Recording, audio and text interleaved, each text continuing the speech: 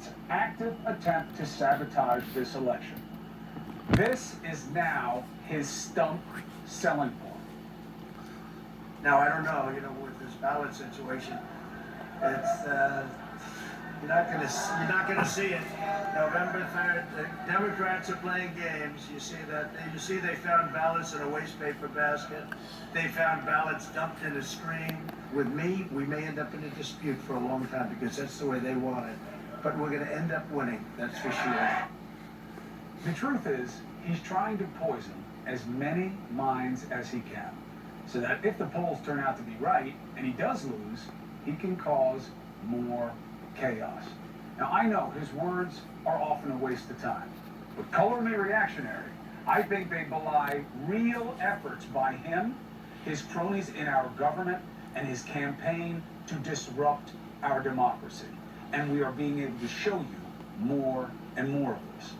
And even if you just take his words, as outrageous as they are, but if you look at the actions, and his members of his party know what's going on here, and yet they are mostly silent. In a sky that is almost entirely blacked out, we find one lone star, a governor who wants to speak truth to power. Mail-in balloting has been with us forever. And that peaceful transfer of power is what the people of this country rely on when they go to vote. It is appalling and outrageous that anyone would suggest for a minute that if they lose an election, they're not going to leave.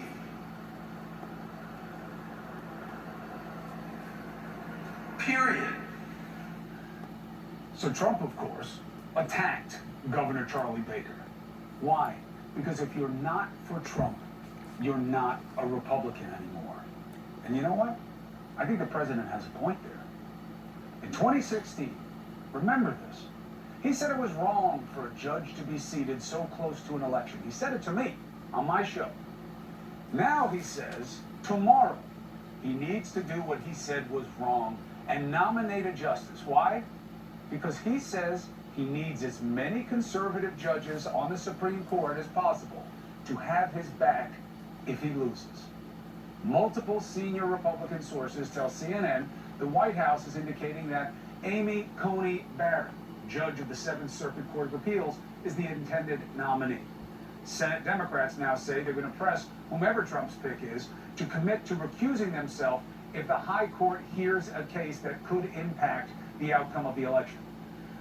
Do you really think any nominee of Trump's is going to agree to something like that if they want to stay a nominee of Trump's? Come on. And there is much more that you have to focus on tonight. There is an attack the vote campaign by this president and his people, and we can show it to you. You just heard him say there, these ballots, trash, found in the trash, found in a stream. What stream? Here's what we know, okay? And we have an update for you tonight. 9 military ballots from abroad sent to Pennsylvania were improperly discarded by a third-party contractor who was new to the work. You know who says that? I'll tell you in a second. Trump's DOJ blasted out that 7 of those votes were for him. Now that's an unusual move by a Department of Justice, okay? They don't usually talk about their in-process investigations, and they're really not supposed to talk about any investigations that are done during an election because they don't want to affect the election. But there you go. But they said more than that. The word from the office is it was done by this third-party contractor. That this is how it got in. They have a whole rationale and explanation for it. And it has no proof in it from their own investigation that there was any intent to discard Biden or Trump ballots. Why didn't he tell you that? Why did he add on to what's known? Some stream. Why didn't he say? My own Department of Justice that I had look at it says, why didn't he? We had Pennsylvania's Attorney General on the show last night to ask him about it. He told us, if you were watching, that they were ballots from the primary election, but they weren't. They're from the general. It's a meaningful difference. Where did that mix-up come from? We're going to get the real deal right now. We have back tonight Pennsylvania's Attorney General Josh Shapiro. Two things. One, thank you for taking the opportunity to come back. Appreciate that. And two, in advance, pray for us, brother. I know Yom Kippur is coming. I wish you an easy fast, but pray for us all. Pray for us. We all need to atone, and I appreciate any and all prayers. So, how did we screw this up? How did we think that they were primary ballots when they were general election? Yeah, look, obviously last night was so much fun, Chris, so I decided to come back for more here. That I've never heard before. This is what happens when you have a president create chaos, when you have some of the leadership of the Department of Justice seemingly get ahead of what really needs to happen in a fact-finding mission, which is to get all of the information. If you recall, when I came on your air last night, there were these two competing press releases that came out. The one that I think was left standing actually referenced the primary, and so the assumption was these ballots were from the primary. You see, I took the time, Chris, to actually chase down the facts and talk to the U.S. attorney and talk to the district attorney, and actually found out subsequently that these were military ballots that had already been sent out for the general election. And here's the situation, Chris. We've now learned the facts. We learned, as you said in your promo, this was a seasonal worker who made a mistake.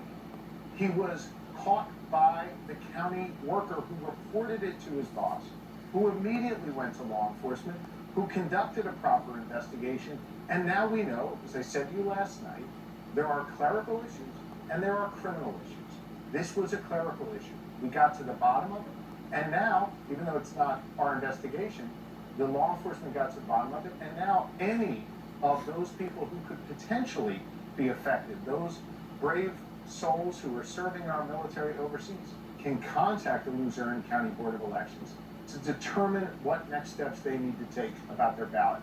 But let's not ignore the broader issue here. While all of this was going on and responsible fact-finding was going on the ground, we had a President of the United States, a White House spokeswoman, or whatever her title is, going out and spewing this irresponsible nonsense, trying to create a narrative that suits his aim of creating chaos in our communities, when we should all be taking a deep breath and trying to figure out what the facts are. Now we have the facts, and the facts don't meet the president's rhetoric. By the way, Chris, not all that different from the facts surrounding coronavirus. He wants to change all the facts. He wants to ignore all the information. And yet we've got 200,000 dead in this country. People continue to be sick in my state and others. He tries to manipulate facts and create chaos. But at the end of the day, we deal with evidence, we deal with facts, and I think the American people understand that as well.